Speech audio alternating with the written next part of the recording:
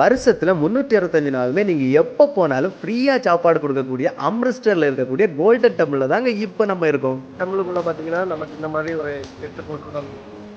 இதோட ட்ரெடிஷனல். நம்ம இந்த ஊருக்கு வந்து இந்த ட்ரெடிஷனலுக்கு சேஞ்ச் ஆயிட்டோம். இங்க பார்த்தீங்கன்னா, தண்ணிக்குள்ள நம்ம கால் நனைச்சிட்டு தான் போனோம்.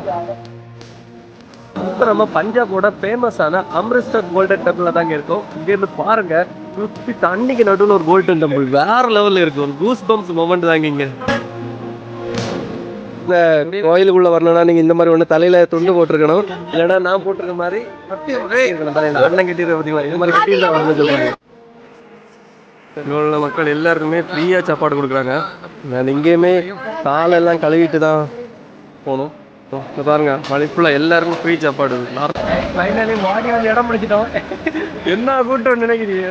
நானும் பஸ் அங்கே நிற்கும்போது கூட்டமே இல்லை, வரும்போது சரியான கூட்டம் அடிச்சு கொண்டு ஓட இடம் பிடிச்சி நான் உட்காந்து பாருங்க. அவங்க தண்ணி ஃபில் பண்றாங்க, இந்த வண்டி வச்சு கரெக்டாக தண்ணி ஃபில் ஆகுது.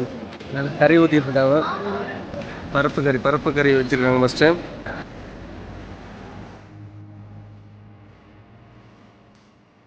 இன்னொரு விஷயம் என்னன்னா, நம்ம வாங்குற சாப்பாடை இங்கே எதுவும் வேஸ்ட் பண்ணவே கூடாது. நமக்கு எவ்வளோ சாப்பிட முடியுமோ தேவைக்கு வாங்கி சாப்பிடலாம், அதை எதுவுமே வேஸ்ட் பண்ணக்கூடாது. நெக்ஸ்ட் சோறு வருது கைஸ்.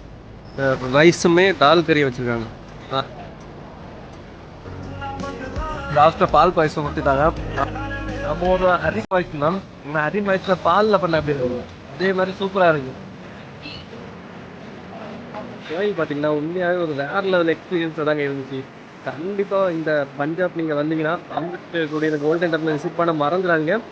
சீரியஸ்லி ஒர்த்து, ஒரு டிஃப்ரெண்டான ஒரு வைப்பாக இருக்குது.